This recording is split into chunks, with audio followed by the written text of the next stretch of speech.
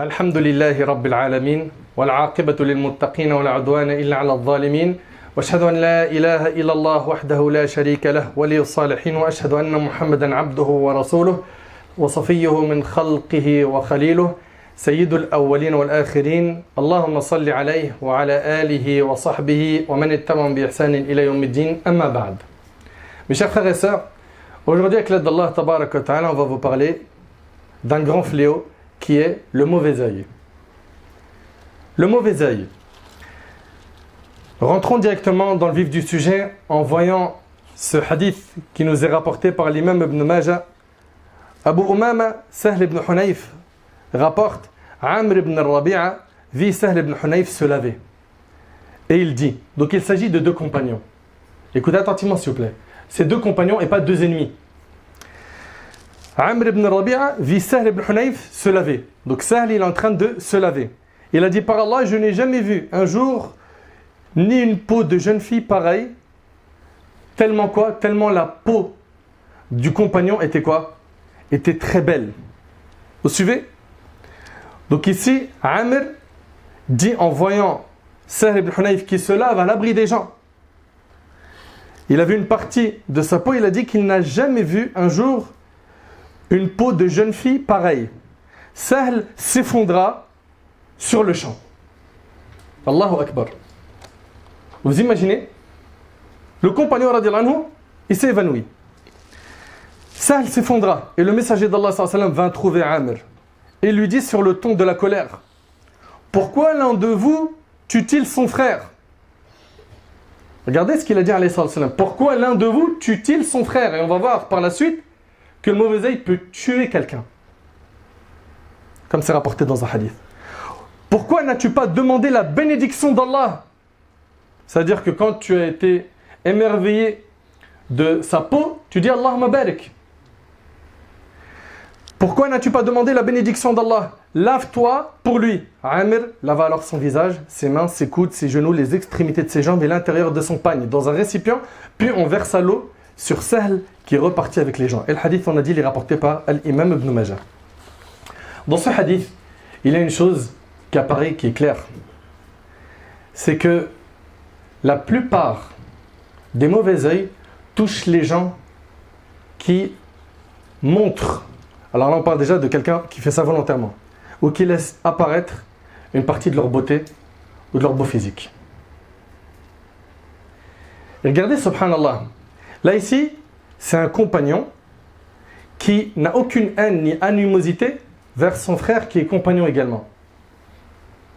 Et le simple fait qu'il l'a vu sans faire dua de bénédiction pour lui, sans dire Allahumma barik lahu ou alayhi ou fihi, ok? Et bien ça a été un mauvais œil. Donc on comprend ici déjà tout de suite une chose. C'est qu'il y a un farq, une grande différence entre al-hasad, l'envie, et al-ayn, le mauvais œil. L'envie déjà, elle est de, comme vous le savez, deux catégories. Il y a l'envie blâmable, d'accord? C'est le fait de souhaiter la disparition du bien de ton frère. Il a une voiture qu'il vient d'acheter, un gros 4x4, et tu es tellement plein de haine que tu lui souhaites la disparition de ce bien. Ça c'est haram en islam. Souhaiter la disparition du bien de ton frère, c'est haram. Le prophète il a dit, méfiez-vous, gare à l'envie, car l'envie brûle les bonnes actions, tout comme le feu brûle le bois. Donc ça, c'est déjà quelque chose de haram. Par contre, il y a une envie qui est louable, qu'on appelle al-ribta. C'est le fait d'envier quelqu'un qui a de la science, t'aimerais avoir de la science comme lui, il enseigne aux gens, ok? Ou quelqu'un qui a de l'argent et qui donne dans les nobles causes. Ces deux-là, tu as le droit de les envier sans pour autant souhaiter la disparition de leur bien. Donc ça, c'est le hasad, d'accord? Le ayn, et là, vous allez peut-être être surpris, peut venir, écoutez attentivement, de quelqu'un qui t'aime beaucoup. Il suffit qu'il ne dise pas Allahumma barik et qu'il te regarde avec un regard bien appuyé, c'est un ayn. C'est un mauvais œil. Toi-même, tu peux atteindre ton enfant d'un ayn. Ta propre personne, en te regardant dans le miroir, tu peux te toucher toi-même d'un ayn, d'un mauvais œil. Parce que tu n'as pas prononcé quoi? Les invocations, les bénédictions d'Allah. Vous suivez? Donc al-hasad, il vient, on parle ici du hasad blâmable, l'envie blâmable, il vient de quelqu'un qui t'aime pas. Mais l'ayn, il peut venir de quelqu'un qui t'aime, voire de ta propre personne. D'où le fait qu'il faut faire très attention au mauvais œil. De toujours être constamment dans quoi? Dans le dhikr, l'évocation d'Allah tabarak wa ta'ala. Et moi, je m'étonne, et je vous le dis clairement, de ces gens qui toute la journée affichent leur vie, leur confort, leur luxe, leur beau physique sur les réseaux sociaux. Je m'étonne de ces gens-là. Et je leur adresse un message. Vous avez sûrement des épreuves et des secousses lourdes. Vous vous dites pas des fois ça peut être le mauvais œil? Tu t'exposes à ça. Quand on les voit dans leur story, dans les réseaux sociaux, en train de se prendre en photo avec une grosse voiture de luxe. Ok? Te faisant croire que sa vie entière, c'est canon, c'est trop bien. Alors que c'est juste le moment de la photo, c'est bien. Et après, c'est les ténèbres dans sa vie, quand il n'est pas connecté à Allah subhanahu wa ta'ala. Et Allah ta'ala, il l'a dit. Quiconque se détourne de mon rappel mènera certes une vie pleine de gêne. Ils vendent du faux, du mensonge aux gens. Ou bien l'autre, il est là en train de filmer toutes ses voitures. Voilà, j'ai celle-là, puis j'ai aussi celle-là, puis aujourd'hui on va prendre laquelle, on va conduire laquelle. Tu es en train d'être une source de trouble, de fitna dans le cœur des musulmans. Leur cœur brûle à cause de toi. Mais ce que tu réalises pas, c'est que les malheurs qui te viennent derrière, c'est toutes ces flèches de haine qui t'ont touché parce que tu as été stupide et bête à étaler ta richesse et les bienfaits de cette manière-là. Alors est-ce qu'on doit cacher notre voiture si on a une voiture confortable? Déjà, le musulman, il n'est jamais dans un excès et il n'est pas dans l'orgueil. Ces deux-là, il les combat. Tu as le droit d'avoir une voiture qui est confortable, qui est bien, qui roule bien, qui est récente, il n'y a aucun problème. Mais il y a une différence entre avoir ce véhicule pour toi, pour ta famille, etc. et pour montrer toute la journée aux gens que tu vis au top. Mais le haine, ça tue. Vous ne comprenez pas que le mauvais œil tue. Vous allez voir des textes, vous allez être choqués. Réveillez-vous. Comprenez qu'une parmi les grandes causes, voire c'est peut-être la principale cause des problèmes que vous avez, c'est que vous étalez trop votre vie.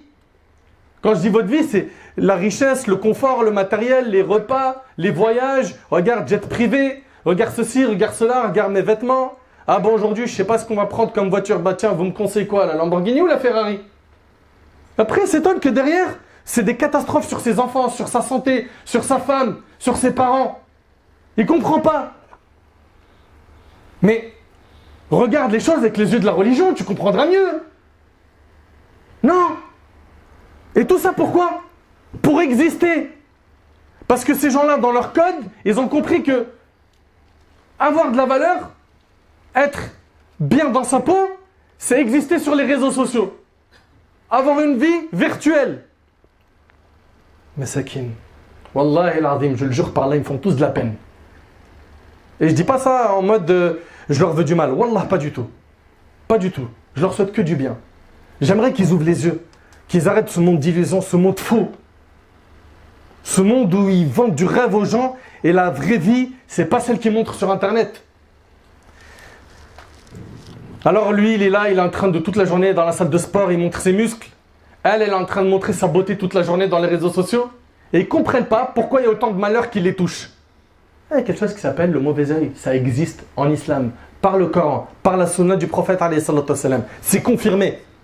Mes chers frères et sœurs, gardez en tête qu'Allah tabarak wa ta'ala dit « Ma asaba min musiba fi al-ardi wa la fi anfusikum illa fi kitabin min qabli an nabra'aha inna dhalika ala Allah yasir » Nul malheur n'atteint la terre ni vos personnes qui ne sont enregistrées dans un livre avant que nous l'ayons créé, et cela est certes facile à Allah. Et également le prophète alayhi salatu wassalam, dans le hadith d'Ibn Abbas qui est rapporté par l'imam al-Tirmidhi, il a dit: sache que si tous les gens s'unissaient pour te procurer un bienfait, ils ne te feraient profiter que du bienfait qu'Allah a décrété pour toi.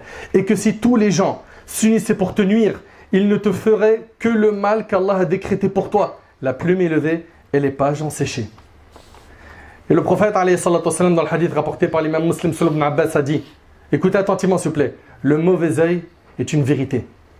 Et si une chose pouvait devancer la prédestination, ce serait le mauvais œil. Et le prophète alayhi salatu wassalam a mis en garde contre le mauvais œil. D'après Jabir ibn Abdullah radiyallahu anhu, le prophète sallam a dit: le ayn, le mauvais œil, fait rentrer l'homme dans la tombe. Alors qu'est-ce que tu en penses? Ça tue. Nous, ce qu'on doit faire, on va voir après, Inch'Allah. C'est pas de vivre en étant caché, parce qu'il y a toujours des extrêmes. Il y a celui qui étale toute sa vie, sa richesse, le confort, les bienfaits qu'Allah lui a donnés. Et il y a celui qui cache tout à tout le monde, jusqu'à il devient parano. Non, il y a un juste milieu. Il y a un juste milieu. C'est quoi? C'est Allah tabarak wa ta'ala, il t'a donné de l'argent, tu es dans un confort matériel, ok, tu as une belle voiture, mashallah, tu fais du khair, tu es bien habillé, etc.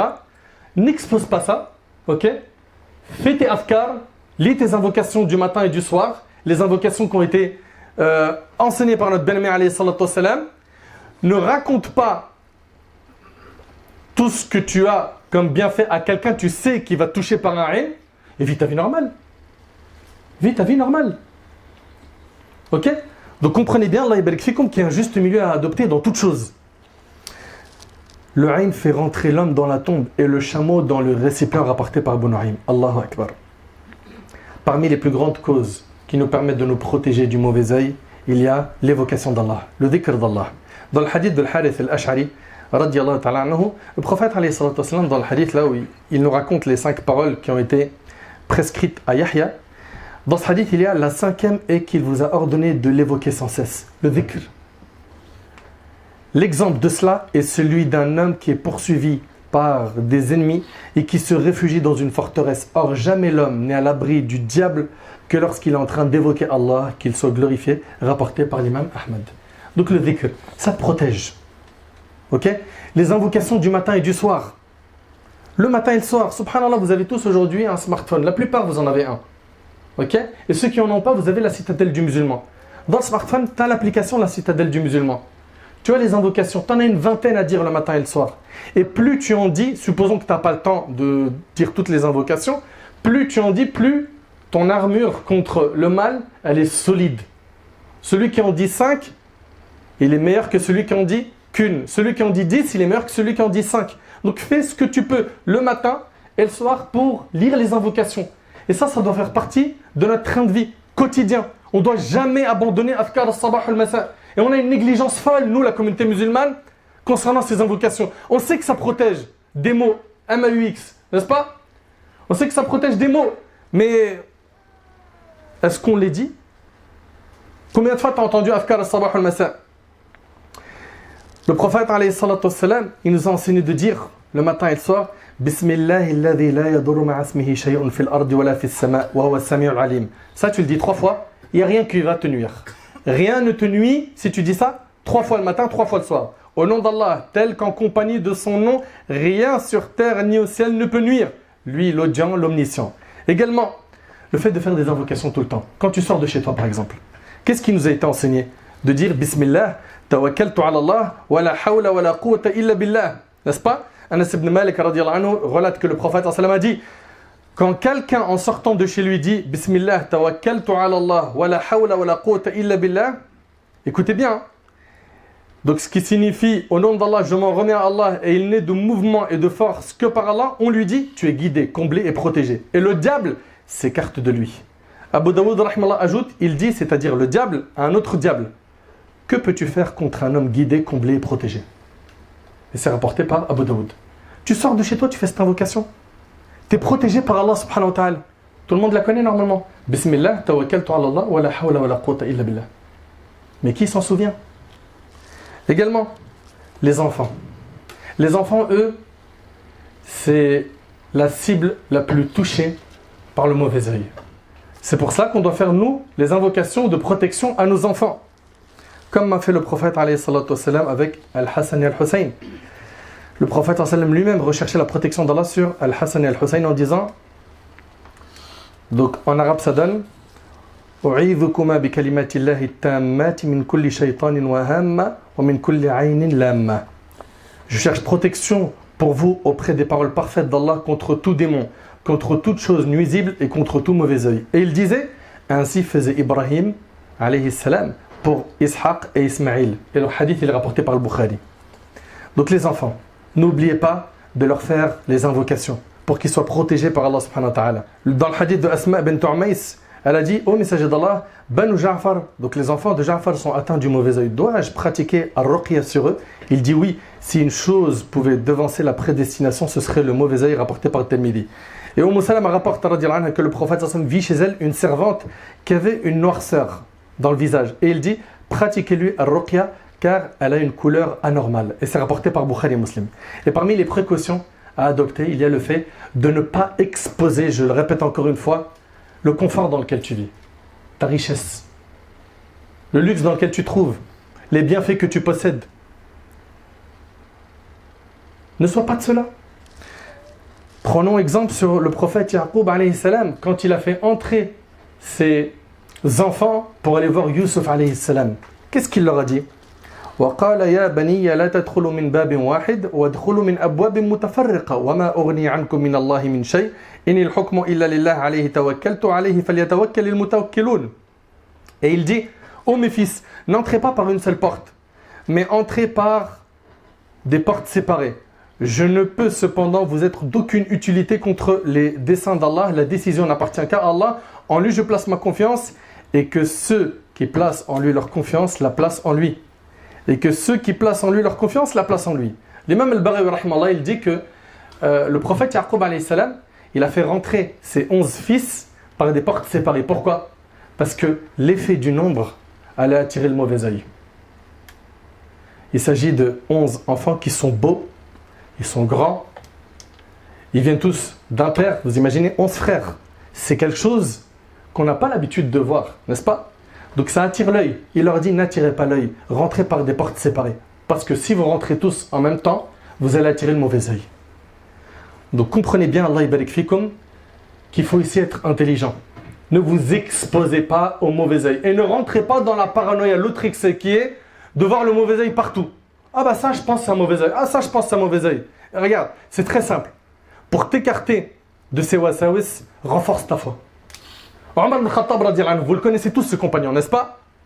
Omar radiyallahu anhu, on sait, on connaît le hadith par cœur. Quand il prenait un chemin, le diable il en prenait un autre. Pourquoi? Sa foi elle était trop forte. Renforce ta foi. Renforce ta foi, apprends la religion. Pratique-la bien, invoque Allah. N'oublie pas de dire Allahumma a'inni ala dhikrika wa shukrika wa husni ibadatika wa Allah. A'inni, aide-moi à quoi? À t'évoquer, à te remercier et à bien t'adorer. Demande-lui qui te donne la force de bien l'adorer.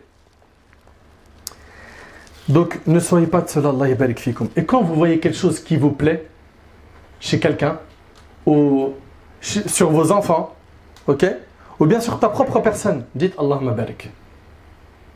Dites Allahumma barik. D'accord? Ouais, mais moi je dis Masha'Allah. Masha'Allah, c'est pas une invocation. Masha'Allah, ça veut dire telle est la volonté d'Allah. Ok, c'est une information, c'est pas une dua. Si tu dis Masha'Allah, Tabarakallah, c'est très bien.